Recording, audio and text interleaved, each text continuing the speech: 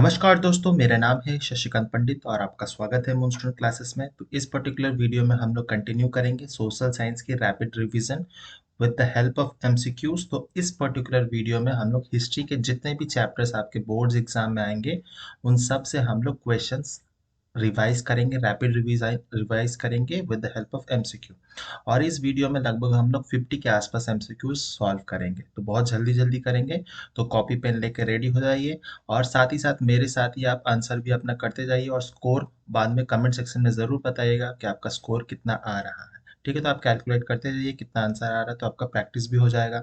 और इस वीडियो को अंत तक देखिएगा और अच्छा लगेगा, हेल्पफुल होगा तो लाइक शेयर सब्सक्राइब जरूर कर दीजिएगा। तो चलिए सबसे पहला क्वेश्चन देख लेते हैं। सबसे पहला क्वेश्चन है, for the middle class of Europe the most important feature of liberalism क्या था? ठीक है, abolition of conservatism, right to be liberal and educated, individual freedom and equality before law, representative government। तो ये मिडिल क्लास के लिए mainly पूछा जा रहा है यूरोप में। तो लिबरलिज्म का मतलब क्या था? तो individual freedom and equality before law, ये था उनका मेन फीचर। तो option number C is correct answer. Second question देखते हैं, romanticism refers to what? Cultural movement, religious movement, political movement, literary movement. तो आप कंफ्यूज होंगे लिटरेरी मूवमेंट एंड कल्चरल में, तो इसका सही आंसर जो होगा वो होगा कल्चरल मूवमेंट। ठीक है, थर्ड क्वेश्चन देखते हैं हम लोग, in Prussia who was referred to as Junkers? ठीक है, जंकर्स कौन थे? Military officers, large land owners, factory owners, aristocratic nobles. तो जंकर्स कौन थे प्रूशिया रीजन में? तो वो था लार्ज लैंड ओनर्स। तो option number B is our correct answer. ठीक है, फिर क्वेश्चन नंबर फोर्थ पे चलते हैं हम लोग, who among the following was proclaimed the first king of United Italy? ठीक है, Nicholas two, king George two, Wilhelm two, Wilhelm fourth, Victor Emmanuel two. तो इसका सही आंसर क्या होगा? तो विक्टर इमानुअल टू, ये होगा सही आंसर। ठीक है, तो option number D is our correct answer. बहुत जल्दी जल्दी करवा रहा हूँ, रैपिड रिवीजन है। क्वेश्चन नंबर फिफ्थ देखते हैं, large number of people were hostile to the Napoleonic code because why? ठीक है, it was not suitable for all, it destroyed the special privilege of the rulers, administrative changes did not go hand in hand with the political reforms, political freedoms, none of the above। तो Napoleonic code से कौन hostile, मतलब large number of people वो agree नहीं करते थे? तो because why? Option number C is correct, administrative changes do not go hand in hand with political freedom. ठीक है, तो option number C is the most appropriate answer.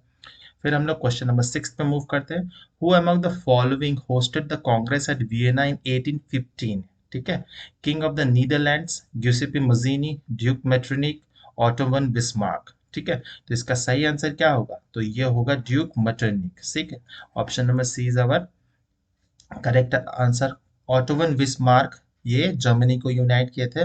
और Indian Bismarck कौन है? तो आप कमेंट सेक्शन में जरूर लिखिएगा कि इंडियन बिस्मार्क किसे कहा जाता है। ठीक है, तो ये हो गया। फिर क्वेश्चन नंबर 7 देखते हैं, who among the following formed the secret society called Young Italy?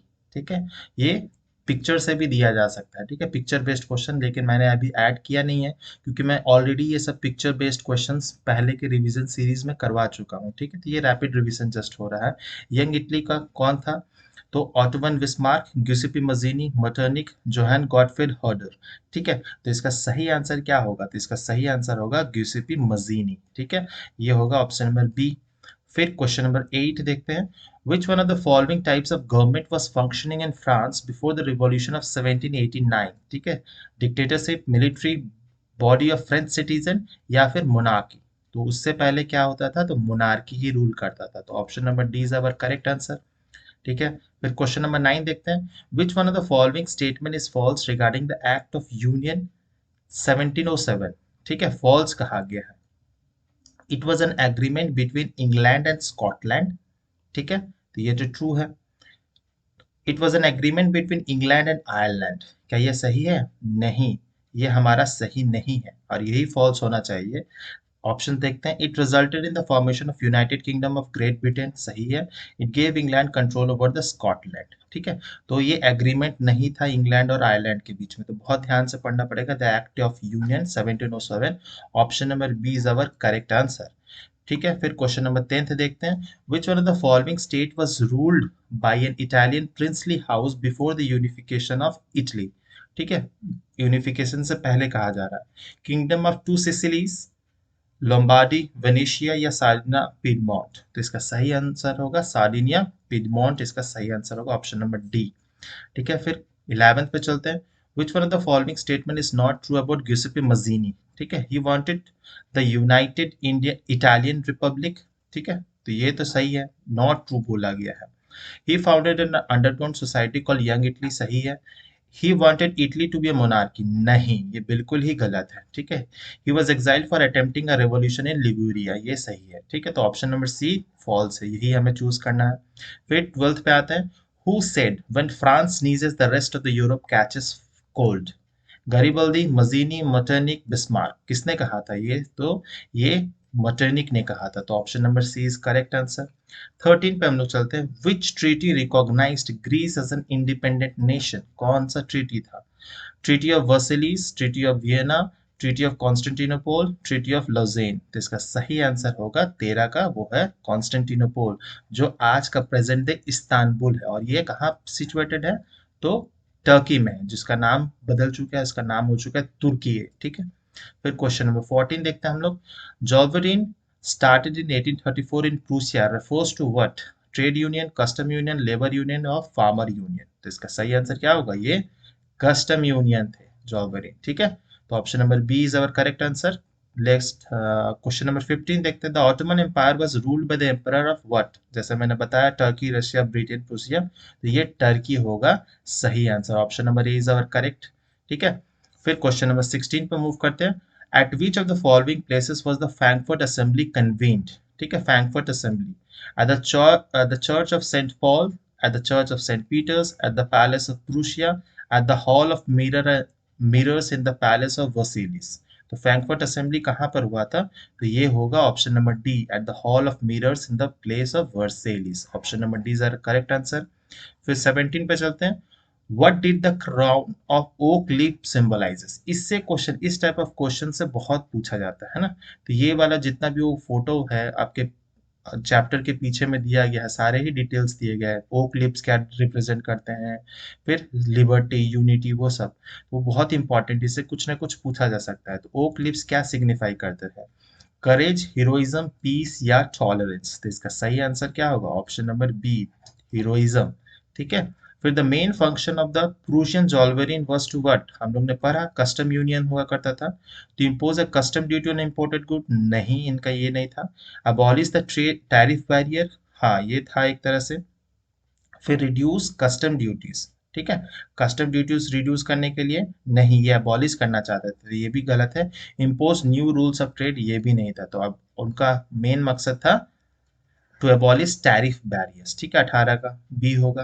19 चलते हैं। The treaty of Vienna signed in 1815 brought the conservative regimes back to the power, क्या ये सही है?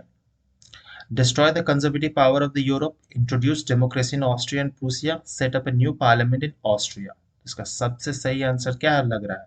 Option number A, that treaty of Vienna जो था वो conservative regimes को फिर से वापस में पावर में लाता है। ठीक है, इससे लॉन्ग क्वेश्चंस भी बनते हैं। ट्रीटी ऑफ वियना बहुत इंपॉर्टेंट है। फिर क्वेश्चन नंबर 20 देखते हैं। Which of the following was the reason for calling off the non cooperation movement by Gandhi ji? ठीक है, और ये मैप बेस्ड क्वेश्चन भी दिया जाता है, और क्यों हुआ था ये भी पूछ लिया जाता है। तो शॉर्ट क्वेश्चन में भी दिया जा सकता है, एमसीक्यू में भी आ सकता है। तो pressure from the British government, second round table conference, Gandhi ji से अरेस्ट और चौरी चौरा इंसिडेंट। ये मैपिंग में भी दे देता है चौरी चौरा इंसिडेंट। इसका सही answer by the way Chauri Chaura incident होगा, गोरखपुर के पास में ही है, ईस्टर्न यूपी में है। ठीक है, फिर क्वेश्चन नंबर 21 देखते हैं। Who set up the Awadh किसान सभा?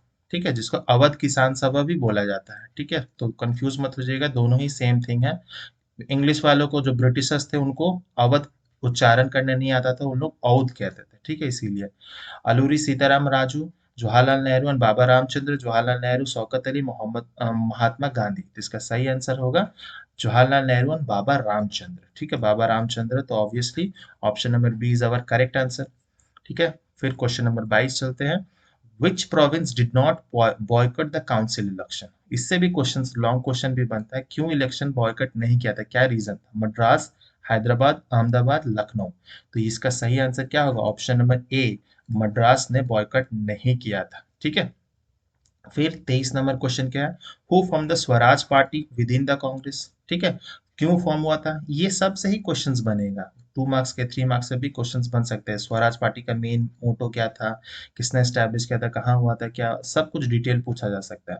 तो जवाहरलाल नेहरू, मोतीलाल नेहरू, अब्दुल गफर खान, महात्मा गांधी, जवाहरलाल नेहरू, सुभाष चंद्र बोस, सी आर दास, मोतीलाल नेहरू। तो स्वराज पार्टी जो है वो किसने एस्टैब्लिश किया था, तो फॉर्म किया था तो C R Das and Motilal Nehru ने, चित्तरंजन दास एंड मोतीलाल नेहरू, ठीक है। फिर 24 नंबर क्वेश्चन देखते हैं, द रेजोल्यूशन ऑफ, और चित्तरंजन दास को ही देश बंधु भी कहा जाता है, ठीक है। द रेजोल्यूशन ऑफ पूर्ण Swaraj was adopted eight which Congress session, ठीक है। तो कौन से कांग्रेस सेशन में पूर्ण स्वराज की डिमांड हुई थी, बॉम्बे, लाहौर, कराची या मद्रास। तो इसका सही आंसर होगा लाहौर, जो आज के प्रेजेंट डे पाकिस्तान में है। और ये कब हुआ था, तो 1929 में। इस समय कांग्रेस के प्रेसिडेंट कौन हुआ करते थे, तो उस समय पंडित जवाहरलाल नेहरू थे, और वो कंप्लीट इंडिपेंडेंस की डिमांड कर चुके थे। और इसी समय हम लोग ने 26 नवंबर, सॉरी, ठीक है, हम लोग ने सबसे पहला जो तिरंगा होस्ट किया था, लाहौर में ही किया था, ठीक है। और हम लोग ने 26 जनवरी को कर दिया था, है ना, 26 जनवरी से। तो ये बहुत इंपॉर्टेंट है, पूर्ण स्वराज 1929, लाहौर, पंडित जवाहरलाल नेहरू। तो इससे भी क्वेश्चंस बनते हैं। फिर 25th नंबर क्वेश्चन पे चलते हैं, विच party did not boycott the council election held in the year 1921, ठीक है। डिड नॉट बॉयकॉट बोला गया है, कौन सा पार्टी था, ठीक है। तो Swaraj party, justice party, Muslim league, Congress party. तो इसका सही आंसर क्या होगा, ये होगा option number B, that is justice party, ठीक है। फिर 26 नंबर में आते हैं, who was the writer of the book Hind Swaraj. बहुत इजी है ये, रविंद्रनाथ टैगोर, बी आर अम्बेडकर, महात्मा गांधी या जवाहरलाल नेहरू। इसका सही आंसर होगा मोहनदास करमचंद गांधी, दैट इज महात्मा गांधी। फिर 27 number question, when did Mahatma Gandhi reach Dandi to violate the salt law, ठीक है। तो सॉल्ट लॉ से भी पूछा जाता है कि सॉल्ट ही गांधी जी ने क्यों चूज किया, दांडी यात्रा के बारे में पूछा जा सकता है, कब से कब स्टार्ट हुआ, वो सब कुछ पूछा जा सकता है। तो इसमें से सही डेट कौन सा है, तो 1930 में तो हुआ था, और ये अप्रैल के महीने में हुआ था, ठीक है। तो 6 अप्रैल जो होगा सबसे सही आंसर होगा। तो ऑप्शन नंबर बी जो है वो सही आंसर, ठीक है, सॉरी, ऑप्शन नंबर बी नहीं होगा, 6 मई होगा अपना आंसर, ठीक है। 27 का सी होगा हमारा आंसर, ठीक है। फिर 28 नंबर देख लेते हैं, a form of demonstration used in the non cooperation movement in which people block the entrance to a shop, factory और ऑफिस। इसको क्या बोलते हैं, बॉयकॉट, बेगर, पिकेटिंग या बंद। तो इसी को ही पिकेटिंग ऑफ द शॉप्स, जिसको आपने पढ़ा होगा, picketing of the shops, entry block कर देना किसी भी फैक्ट्री ऑफिसेस का, ठीक है, तो इसको ही पिकेटिंग कहा जाता है। तो ये हो जाएगा। फिर 29 देखते हैं, खिलाफत committee was formed in 1990 in the city of what, Bombay, Calcutta, Lucknow, Amritsar. तो खिलाफत कमेटी कहाँ फॉर्म हुआ था, तो ये हुआ था बॉम्बे में, ठीक है। तो option number A is our correct answer. 30 देख लेते हैं, in which year the indigo Satyagraha organised. तो कभी कभी चंपारण सत्याग्रह भी लिखा जाता है या फिर इंडिगो सत्याग्रह भी कहा जाता है, तो कंफ्यूज मत होइएगा, दोनों सेम थिंग है, ठीक है। तो 1916, 17, 18 या 19। तो सबसे पहला सत्याग्रह गांधी जी ने चंपारण सत्याग्रह ही किया था, इसके बाद ही गांधी जी का पॉलिटिकल कैरियर स्टार्ट हुआ था, ठीक है। तो ऑप्शन नंबर बी जो है वो सबसे सही आंसर है, ठीक है। फिर 31 नंबर क्वेश्चन देखते हैं, which one of the following viceroys announced a vague offer of dominion status for India in October 1929? Lord Mountbatten, lord Dalhousie, lord Irwin, none of this. तो आपको पता होगा गांधी इरविन पैक्ट के बारे में, तो उससे ये रिलेटेड क्वेश्चन है, गांधी इरविन पैक्ट। तो उस समय कौन से थे, तो लॉर्ड इरविन थे, ठीक है। तो option number C is correct answer. 32 देखते हैं, who among the following two leaders led the Khilafat movement. Khilafat movement India वाले कंटेक्ट, इंडियन सब कॉन्टिनेंट में कॉल लड़ रहे थे, स्टार्ट किए थे, शौकत अली, मोहम्मद अली, गांधी जी, सरदार पटेल, मोहम्मद अली जिन्ना, अबुल कलाम आजाद, अबुल कलाम आजाद एंड जवाहरलाल नेहरू। ये मोहम्मद अली जिन्ना का कोई रोल नहीं था इसमें, ठीक है। शौकत अली एंड मोहम्मद अली, जिनको अली ब्रदर्स भी कहा जाता है, तो ये खिलाफत मूवमेंट को यही चला रहे थे। तो option number A is our correct answer.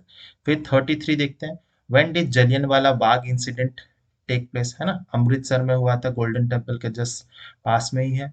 तो 13 अप्रैल 1919 ये करेक्ट डेट है, ये ही आप हमेशा याद रखिएगा, option number A is correct answer, ठीक है, बहुत इंपॉर्टेंट है रॉलैक्ट एक्ट, जलियनवाला बाग इंसिडेंट्स, क्योंकि इंडियन हिस्ट्री में ये काला दिन था, 13 अप्रैल 1919। ठीक है, फिर 34 देखते हैं, which of the following countries had the earliest kind of print technology? China, Korea, Japan, all of this. तो earliest kind of print technology इन तीनों के ही पास था। ठीक है, सबसे पहले अगर क्वेश्चन में आता कि स्टार्ट कहाँ से हुआ था, तो वो चाइना में हुआ था, लेकिन तीनों का जो टेक्निक था, ब्लॉक जो मेथड था, ठीक है, तो वो तीनों कंट्रीज के पास में ही था। ठीक है, तो ये डी आंसर हो जाएगा। ठीक है, फिर 35 देखते हैं, who wrote my childhood and my university? ठीक है, Thomas Wood, Maxim Gorky, George Eliot या जेन ऑस्टिन? तो इसका सही आंसर होगा बी। ठीक है, मैक्सिम गॉर्की इसका सही आंसर होगा। 36 पे आते हैं, which one of the following began to edit the Bengal gazette as a weekly magazine? तो जब वीकली मैगजीन की बात किया जाएगा और एडिट कौन करते थे, तो James Augustus Hicky, George Eliot, Jane Austen या विलियम बोल्ट्स? इसका सही आंसर होगा option number A, James Augustus Hicky. ठीक है, तो ये बहुत बार जो कंपनीज थे, ब्रिटिशर्स थे, इनके बारे में भी वो करते थे। ठीक है, तो जो ब्रिटिशर्स थे वो वही इनके खिलाफ हो गए थे, जेम्स ऑगस्टस हिकी के बारे में। तो ये एडिटर का काम करते थे। ठीक है, गॉसिप्स बताते थे। 37 देखते हैं, who was James Lockington? Publisher, painter, scholar, reformer? तो ऑब्वियसली हम लोग प्रिंट कल्चर से ही पढ़ रहे हैं, तो ये पब्लिशर हुआ करते थे। ठीक है, तो option number A is correct answer. फिर 38 देखते हैं, who began to publish the weekly Bengal gazette? ठीक है, ये पब्लिश करते थे वीकली, वो मैगजीन था, ये न्यूज़पेपर था वीकली। ठीक है, बाल गंगाधर तिलक, गंगाधर भट्टाचार्य, राजा राम मोहन राय या मदन मोहन मालवीय? तो इसका सही आंसर होगा गंगाधर भट्टाचार्य, बहुत इंपॉर्टेंट है ये। ठीक है, फिर 39, बहुत ध्यान से पढ़ना पड़ेगा क्वेश्चन, कि अगर दे दिया जाता जेम्स ऑगस्टस हिक्की भी ऑप्शन में, तो आप शायद हिक्की को कर देते। ठीक है, लेकिन ये वीकली बंगाल गैजेट पब्लिश कौन करता था? तो गंगाधर भट्टाचार्य। एडिट कौन करता था? तो जेम्स ऑगस्टस हिक्की। ठीक है, और वो मैगजीन था, ये था न्यूज़पेपर। ठीक है, तो दोनों में अंतर है। 39 देखते हैं, which scholar expressed deep anxiety about printing? Martin Luther, Erasmus, Johann Gutenberg, none of this? ठीक है, तो डीप एंजाइटी कौन एक्सप्रेस किया था?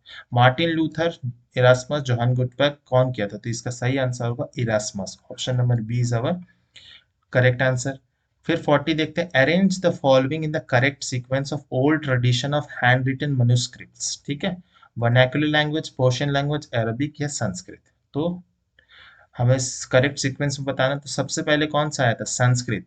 ठीक है, फिर उसके बाद आता है अरबिक 4-3, उसके बाद आता है पर्शियन या फिर फारसी भाषा, और बाद में आता है हमारा वर्नाक्युलर लैंग्वेज। तो 4-3-2-1, तो option number A is our correct answer. ठीक है, सो संस्कृत हमारा ओल्डेस्ट लैंग्वेज है ना, इंडिया का।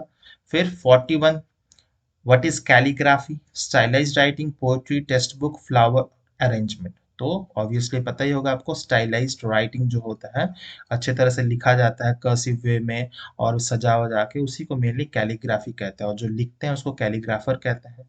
ठीक है, फिर 42 पे आ जाते हैं, at which of the following places a children's press was set up in 1857? England, Spain, France, China? ठीक है, तो ये कहाँ स्टैब्लिश हुआ था? तो ये फ्रांस में हुआ था, option number C is our correct answer. फिर 43 में आ जाते हैं, which book of Jyotiba Phule was based on caste system? ठीक है, तो ये बहुत चारों बुक ही इंपॉर्टेंट है, और किसने किसने लिखा है ये भी पता होना चाहिए। अमर जीवन किसने लिखा है, स्त्री धर्म विचार, सच्ची कविताएं एंड गुलामगिरी? तो ज्योतिबा फुले ने कास्ट सिस्टम में गुलामगिरी लिखा था। ठीक है, बेस्ड ऑन गुलामगिरी, तो option number D is our correct answer. और बाकी ये तीन कौन लिखे थे ये भी पता होना चाहिए आपको। फिर 44 देखते हैं, which of the following books is the oldest Japanese book printed in 1868 AD containing 6 sheets of text and woodcut illustrations? Diamond सूत्र, हर्षचरिता, बृहसूत्र या मिर्च कटिका? तो इसका सही आंसर होगा डायमंड सूत्र, इसका आपका फोटो भी मिल जाएगा। ठीक है, तो इसका इमेज भी दिया गया है एनसीईआरटी बुक में, तो सारे इमेजेस इंपॉर्टेंट है। फिर 45 देखते हैं, consider the following statement, novels a new literary form develop in Europe? Correct हमें चूज करना है, चलो मान लेते हैं। Novels were religious text used by pope and priest to spread their faith among common people, नहीं, बिल्कुल गलत है। Novels contain life stories expressing human experiences, relationships, read by all those who can read, ठीक है, तो ये भी सही है। तो 1 and 3 इज आवर करेक्ट, तो option number B is our correct answer, ठीक है। फिर 46 पे चलते हैं। Who introduce the printing press in India, बहुत इंपॉर्टेंट। फ्रेंच, इटालियन, पोर्चुगीज या नन ऑफ दिस, तो इसका सही आंसर होगा पोर्चुगीज। सबसे पहले जो यूरोपियंस इंडिया में आए थे वो पोर्चुगीज थे, और सबसे लास्ट में यही गए थे, ठीक है। तो गोवा जो था 1961 में लिबरेट हुआ था, तो लास्ट में पोर्चुगीज ही गए थे। तो हम लोग को बहुत बार लगता है ब्रिटिशर्स ने किया था, नहीं, पोर्चुगीज सबसे पहले आए थे, सबसे लास्ट में पोर्चुगीज ही गए थे। फिर 47 देखते हैं। Which of the following cities became the hub of the Western style school culture printing, ठीक है। तो बर्लिन, सांघाई, पेरिस, ब्रिटेन, ठीक है। तो इसका सही आंसर होगा ऑप्शन नंबर बी। आपको लगेगा पेरिस होगा या बर्लिन होगा, नहीं, ये होगा सांघाई, जो कि चाइना का एक आज के समय में one of the busiest cities है, पोर्ट सिटी है, ठीक है। तो ये सारे ही क्वेश्चंस हम लोग ने, इसको जितना भी था हम लोग डिस्कस कर चुके हैं, और साथ ही साथ मैंने civics and economics and geography का भी वीडियो अपलोड कर चुका हूँ, तो उसको भी देखिएगा। इस वीडियो को देखने के लिए बहुत बहुत धन्यवाद। आपके जो एग्जाम्स आने वाले हैं उसके लिए ऑल द बेस्ट। अगर अच्छा लगा हो, सजेशंस हो, कुछ भी डाउट हो तो कमेंट सेक्शन में पूछ सकते हैं। इस वीडियो को ज़्यादा से ज़्यादा शेयर कीजिए ताकि बाकी आपके दोस्तों को मदद हो सके, एंड सब्सक्राइब अभी तक नहीं किया तो सब्सक्राइब कर लीजिएगा। नोटिफिकेशन टाइमली पाने के लिए बेल आइकन को ज़रूर हिट कीजिएगा। मिलते हैं नेक्स्ट वीडियो में, टिल देन बाय बाय, जय हिंद।